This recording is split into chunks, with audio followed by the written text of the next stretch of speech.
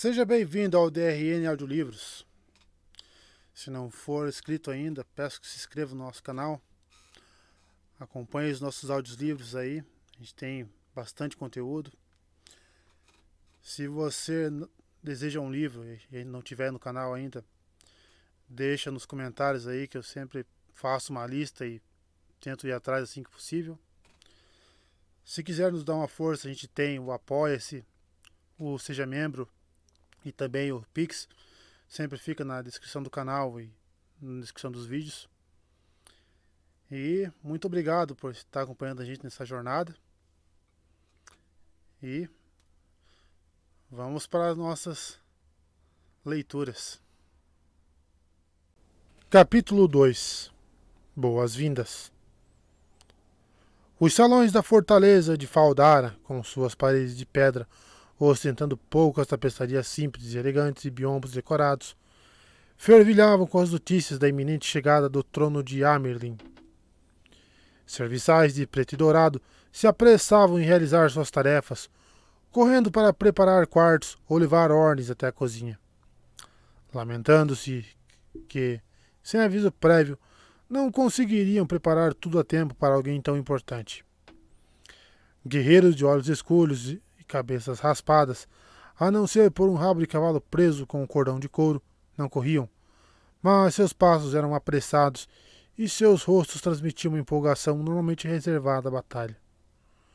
Quando Rand passava, alguns comentavam: "Ah, aí está você, Rand Altor. Que a paz favoreça sua espada. Está indo se lavar?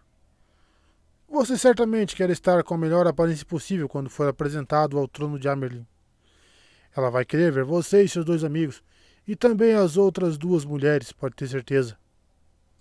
Ele correu até as grandes escadas, amplas o bastante para passarem 20 pessoas, que davam na ala dos homens. A própria Amerlin veio, e sem dar aviso como um mascate. Deve ser por causa de Moiraine Sedai e vocês do sul, não é? Por que mais seria? As grandes portas com trancas de ferro da ala dos homens estavam abertas e parcialmente obstruídas por homens de rabo de cavalo que conversavam baixinho sobre a chegada de Amerlin. "Ei, rapaz do sul! Amerlin chegou. Veio para ver você e seus amigos, suponho. Paz. Mas que honra para você. Ela raramente sai de Tarvalon e nunca veio às terras da fronteira, pelo que me lembro." Ele se desvencilhou deles com algumas palavras. Precisava se lavar e encontrar uma camisa limpa. Não tinha tempo para conversar. Eles aceitavam a explicação e o deixavam passar. Nenhum deles sabia coisa alguma a seu respeito, a não ser que ele e seus amigos viajavam na companhia de uma Aes Sedai e que dois dos integrantes do grupo eram mulheres que seguiriam para Tarvalon para se tornar Aes Sedai. Mas aquelas palavras o afetavam como se eles soubessem de tudo. Ela veio me ver. Ele passou correndo pela ala dos homens. Entrou em disparada no quarto que dividia com Mat e Perrin e parou bruscamente, com o queixo caído de espanto. O quarto estava repleto de mulheres vestidas de preto e dourado, todas concentradas em suas tarefas. O aposento não era grande e as janelas, apesar de um par de frestas altas e estreitas para tirar flechas que davam em um dos pátios internos, não ajudavam a fazê-lo parecer maior. 3 camas dispostas sobre plataformas de azulejos pretos e brancos, cada qual com um baú aos pés, 3 cadeiras simples, uma pia perto da porta e um armário alto e largo faziam o quarto parecer apertado. As 8 mulheres ali dentro pareciam peixes em uma cesta. Elas mal o olharam, apenas tiraram suas roupas, as de Mat e as de Perrin do armário, e as substituíram por novas. Colocavam sobre os baús qualquer coisa que encontrassem nos bolsos e empilhavam as roupas velhas sem nenhum cuidado, como se fossem trapos. "O que vocês estão fazendo?" exigiu saber Rand quando recuperou o fôlego. "Essas roupas são minhas." Uma das mulheres pegou o seu único casaco, cheirou-o e enfiou um dedo em um buraco da manga. Depois o deixou cair na pilha que estava no chão. Outra mulher, de cabelos pretos e ostentando um grande molho de chaves pendurado na cintura, olhou para ele. era Elanzo, Chatayan da fortaleza. Ele pensava na mulher de rosto anguloso como uma espécie de governanta, embora a casa da qual cuidasse fosse, na verdade, uma fortaleza, e ela tivesse dezenas de serviçais sob seu comando. Moirane Sedai disse que todas as roupas de vocês estão gastas. Então Lady Amalisa mandou fazer novas. Fique fora do nosso caminho, acrescentou com firmeza, e vamos acabar mais rápido. Havia poucos homens que a Chatayan não conseguia obrigar a obedecê-la. Diziam que o próprio Lord Ajomar se dobrava sob seu comando, e ela claramente não esperava encontrar resistência em um rapaz com idade para ser seu filho. Handing olhou em seco o que estava prestes a falar. Não tinha tempo para discutir. O trono de Amerlin poderia mandar chamá-la a qualquer momento. Honrada seja a Lady Amalisa por seu presente, conseguiu responder Handing à moda Shienarana. E honrada seja a senhora Elanzo Chatayan. Por favor, transmita meus agradecimentos à Lady Amalisa e diga a ela que meu coração e alma estão ao seu serviço. O povo de Shienar amava formalidades, e aquilo deveria ser o bastante para as duas mulheres. Mas agora, se a senhora me permitir, quero trocar de roupa.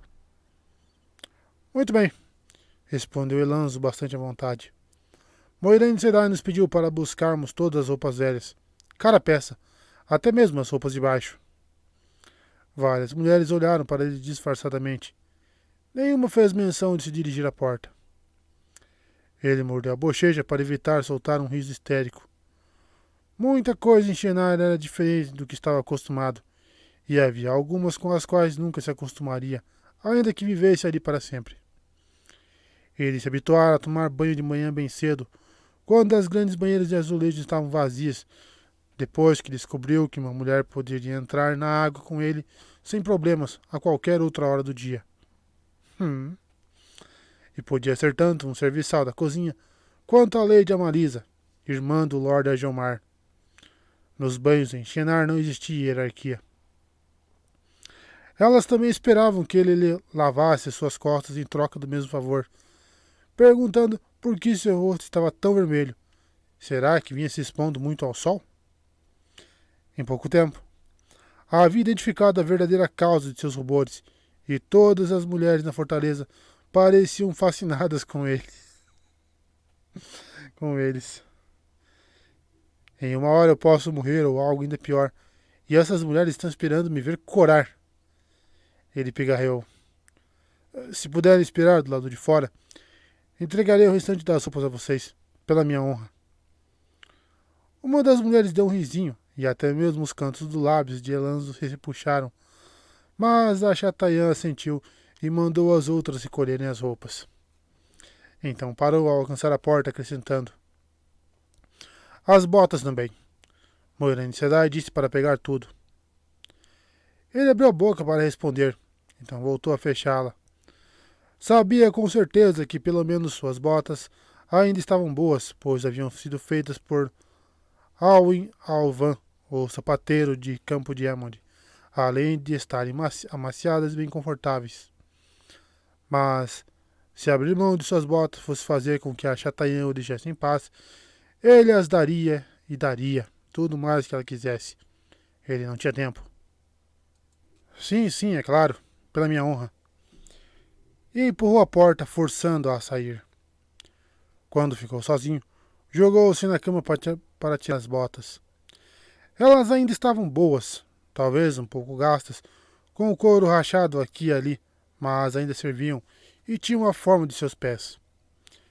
Então se despiu depressa, empilhando tudo sobre as botas e se lavou na bacia com a mesma velocidade. A água estava fria, mas sempre estava fria na ala dos homens. O armário tinha grandes portas entalhadas do modo simples dos Shienaranos, sugerindo, mais do que retratando, uma série de cachoeiras e lagos escavados na pedra. Ele abriu a porta central e examinou, por um momento, o que havia sido colocado no lugar dos poucos trajes que trouxera consigo. Havia uma dúzia de casacos de colarinho alto da mais fina lã, de corte tão bom quanto qualquer um que tivesse visto em um mercador ou em um lord. e a maioria exibia bordados dignos de roupas para serem usadas em um festival. Uma dezena deles. Havia também 3 camisas para cada casaco, tanto de linho quanto de seda, com mangas largas e colarinhos apertados. E 2 mantos. 2. E ele se virara muito bem com um só a vida inteira. Um dos mantos era simples, de lã verde escura grossa. O outro era azul escuro e tinha um colarinho duro bordado com garças douradas. E no alto do peito esquerdo, onde um senhor usaria seu símbolo, sua mão foi para o manto por conta própria. Como se não estivessem certos do que sentiriam, os dedos roçaram o bordado de uma serpente enroscada quase em círculo. Mas era uma serpente com 4 pernas e uma juba dourada de leão, com escamas vermelhas e douradas, e em cada pata 5 garras douradas. Afastou a mão do bordado com violência, como se a tivesse queimado. Que a luz me ajude. Foi a Malisa que mandou fazer isto ou foi Moiraine? Quantas pessoas o viram? Quantas pessoas sabem o que é isto e o que significa? Se mesmo uma só pessoa souber, já é demais. Que me queime. Ela está tentando me matar. A maldita Moiraine sequer fala comigo, mas me deu belas roupas para morrer. Algumas batidas à porta o fizeram pular quase até o teto de susto. Já acabou? Era a voz de Elanzo. Me dê todas as peças. Talvez seja melhor eu...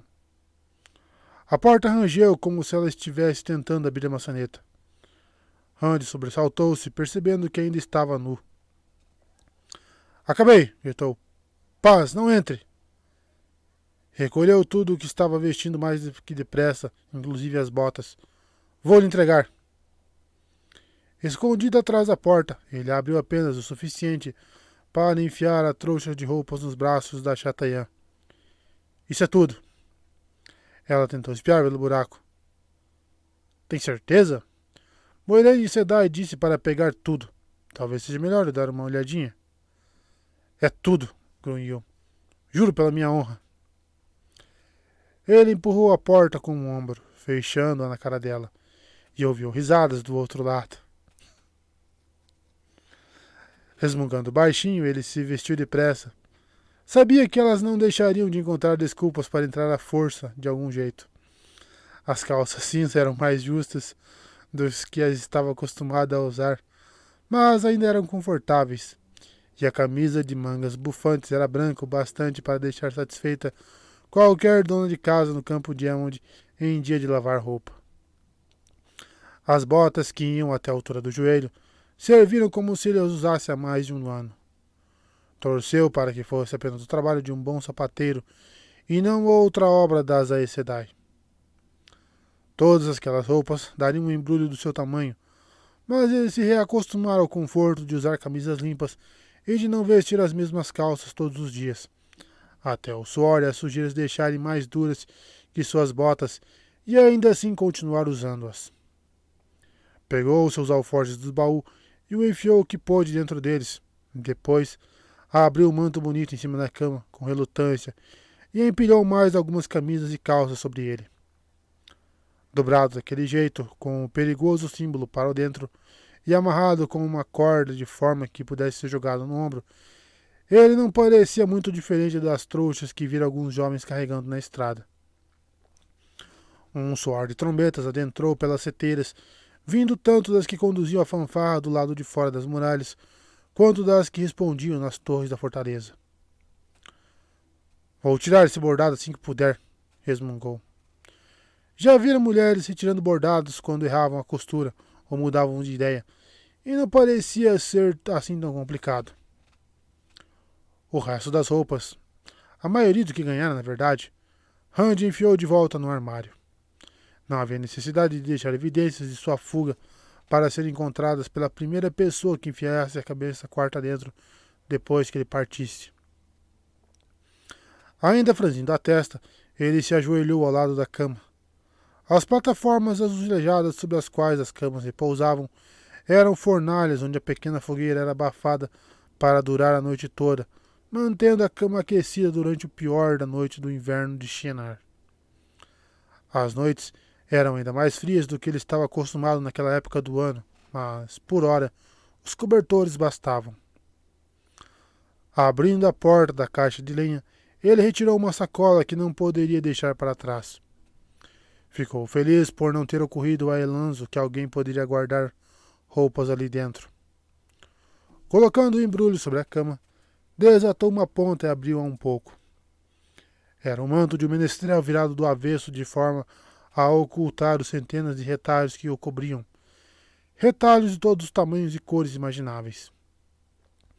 O manto em si já era bem chamativo, pois os retalhos eram o símbolo de um menestrel. Foram o símbolo de um menestrel. Dentro do manto havia 2 caixas de couro. A maior continha uma harpa, que ele nunca tocara. A harpa não era para as mãos desajeitadas de um garoto de fazenda. A outra, comprida e fina, continha a flauta folheada a ouro e prata, que usara mais de uma vez para ganhar jantar e hospedagem desde que saíra de casa. Tom Merlin lhe ensinara a tocar aquela flauta antes de morrer.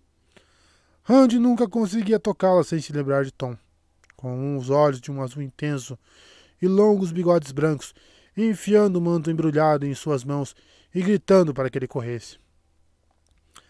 Depois, o próprio Tom havia corrido para enfrentar o Mirdraal que viera matá-los, com as facas surgindo magicamente em suas mãos, como se ele estivesse fazendo uma apresentação. Com um arrepio, ele refez o embrulho. Isso tudo acabou.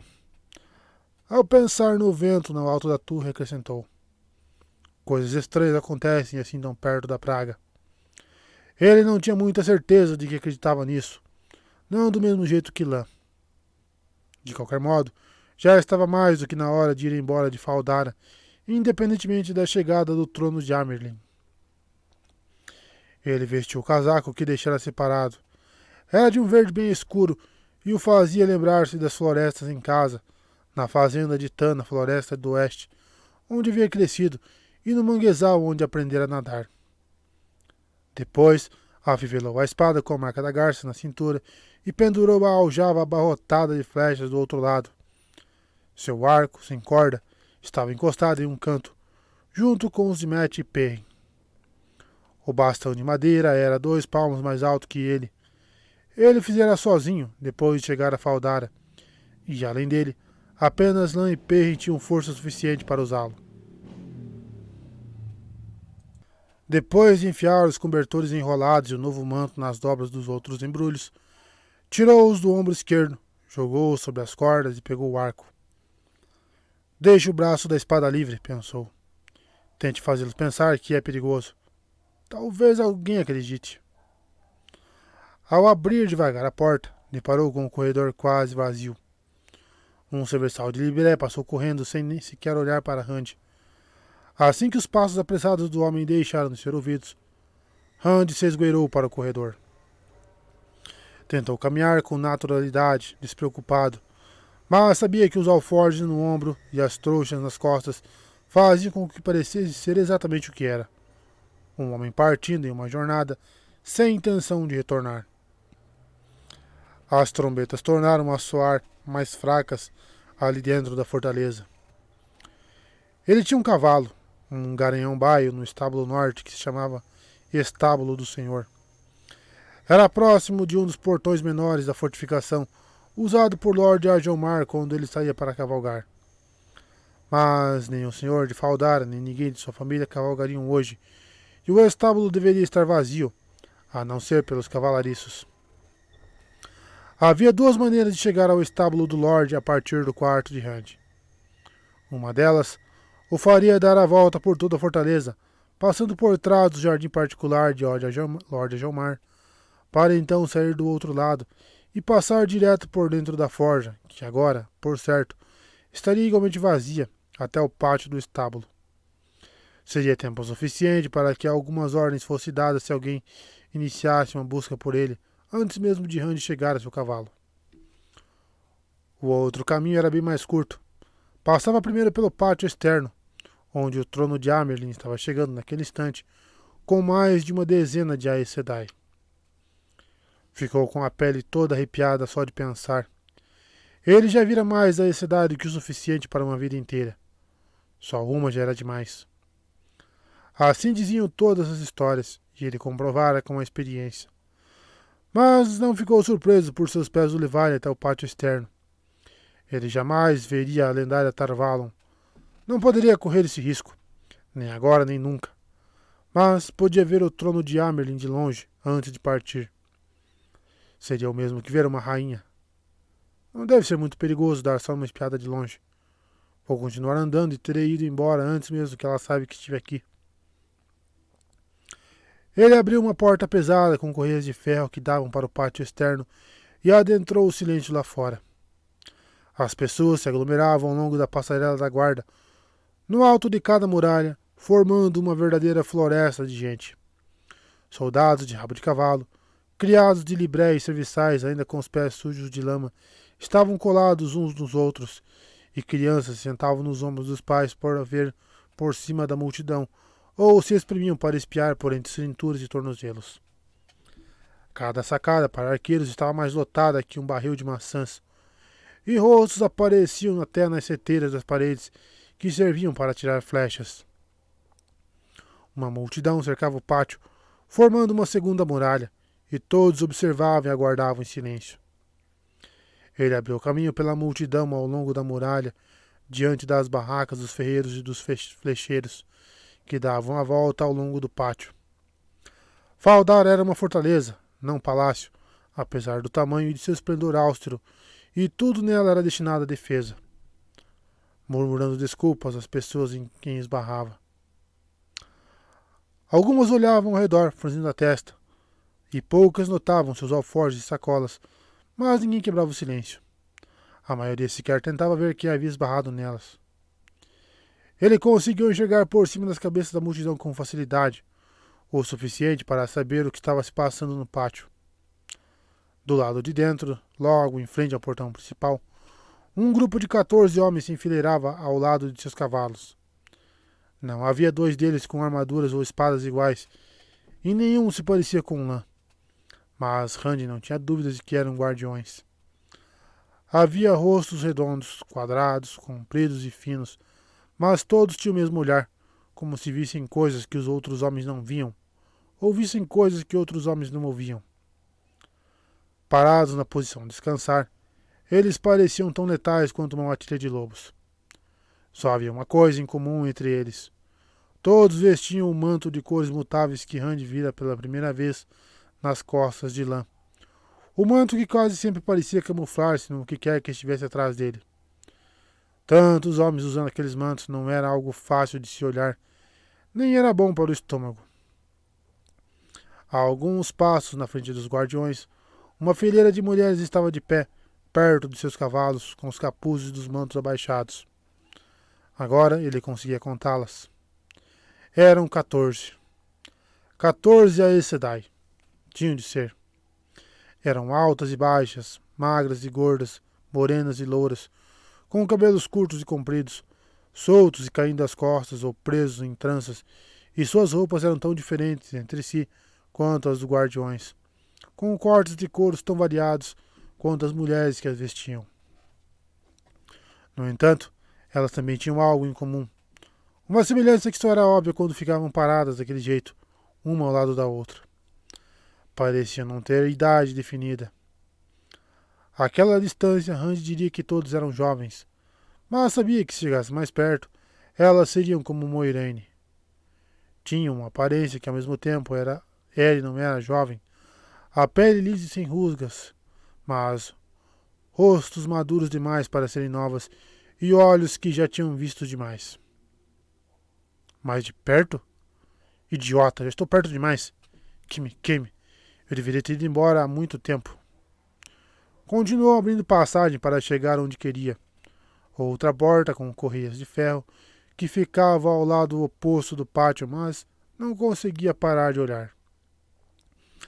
As Aes Sedai ignoravam calmamente a multidão curiosa e se mantinham atentas ao palanquim com cortinas fechadas que agora estava no centro do pátio. Os cavalos que o carregavam estavam imóveis, como se cavalariços estivessem segurando-os pelos arreios, embora houvesse apenas uma mulher alta ao lado do palanquim, com o seu rosto de Aes Sedai, e ela não estivesse prestando atenção aos cavalos. A mulher segurava diante de si um cajado do seu tamanho, com uma chama dourada na ponta mais alta do que ela. Lord Agelmar observava o palanquim do outro lado do pátio, muito sério, impertigado e com um olhar inescrutável.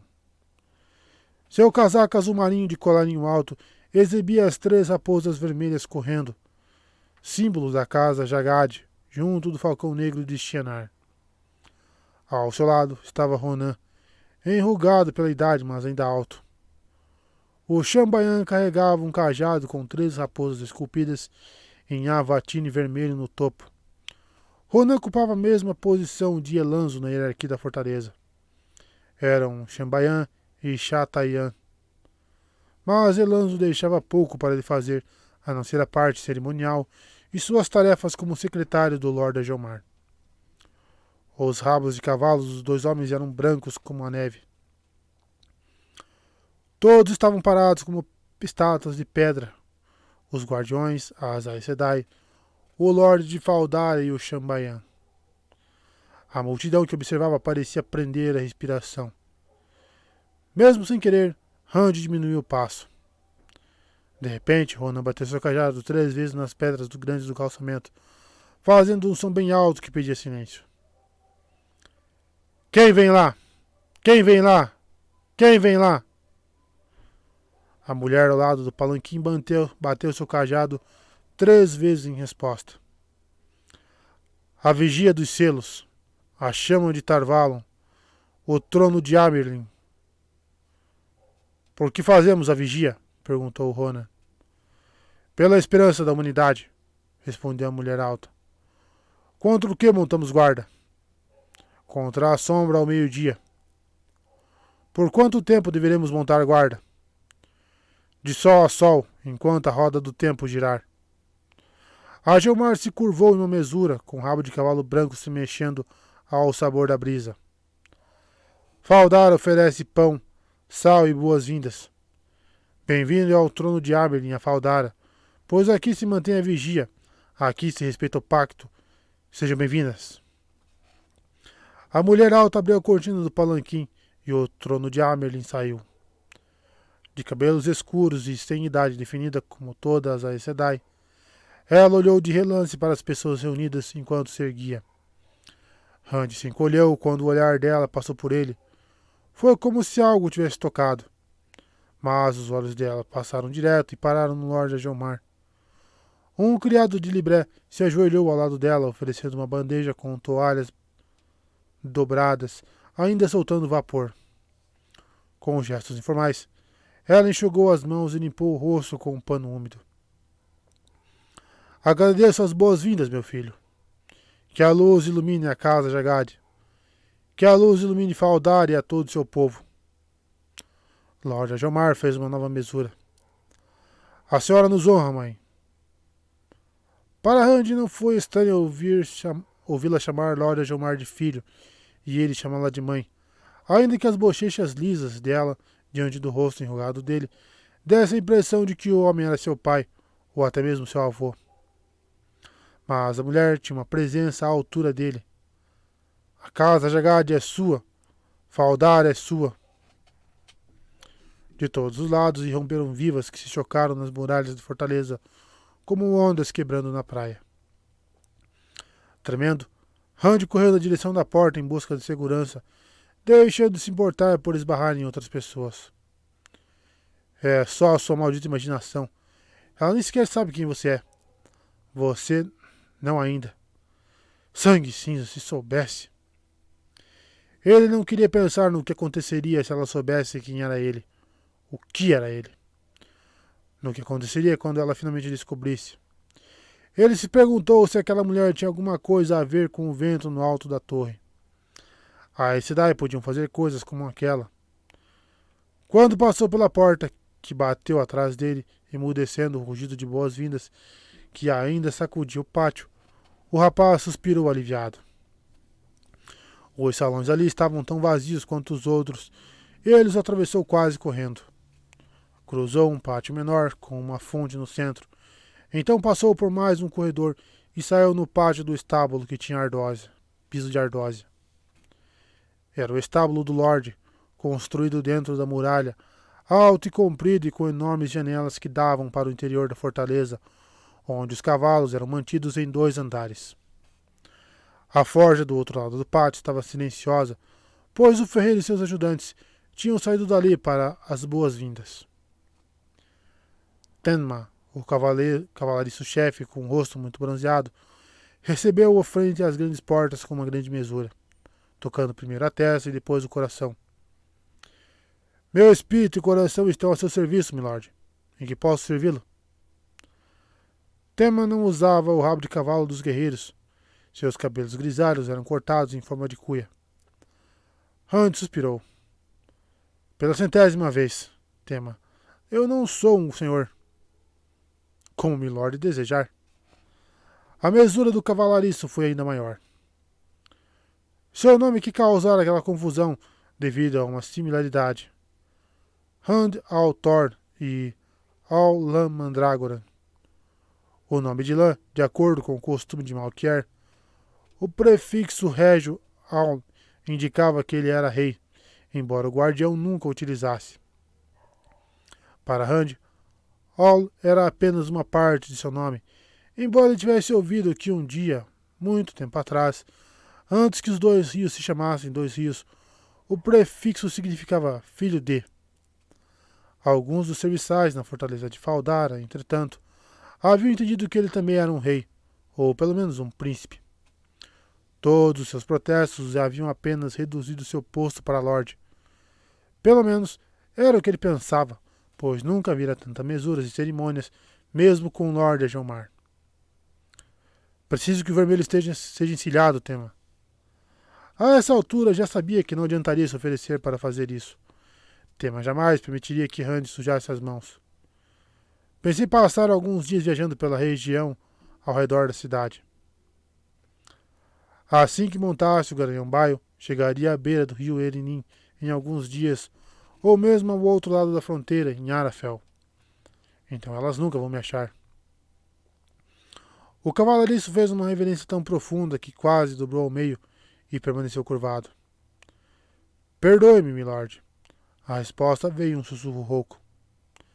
Perdoe-me, mas Tenma não pode obedecer. Corando de vergonha, Hand olhou ao redor, ansioso. Como não havia ninguém à vista, ele agarrou o homem pelo ombro e o puxou até que ele ficasse de pé.